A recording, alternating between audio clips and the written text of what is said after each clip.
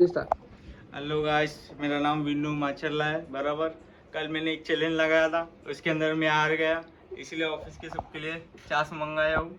और ये बंदे पे मैंने शरत लगाया, ये रोज सोता है बंदा, कल के दिन नहीं सोया। चास मंगाया। लाइक शेयर सब्सक्राइब करिए। के लिए कुछ बोलना चाहोगे? ए डोवा के लिए कमेंट करो। रोज सोने वाला बंदा कल मेरे लिए सोया नहीं, तो 200 रुपये का फटका पड़ा। कमेंट पे लिखिए जरूर। मात्र एक छाछ के पैकेट के लिए कल पूरा दोपहर में सोया नहीं बंदा।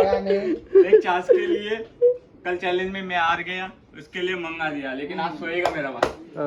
आज छाछ पी के आराम से सोएगा। हाँ। शाम को 7 बजे वापस लाइव आएगा। लाइव आएंगे। लाएंगे। सपोर्ट करो। चैनल को सब्सक्राइब करो। सब्सक्राइब करो, नीचे शेयर घंटी करो। नीचे और घंटी वो को बंदे का टंग नाम बजाओ। ये बंदे का नाम जिग्नेश कापोडिया, गुजराती છે, નાનપુરામાં રહેવાનું।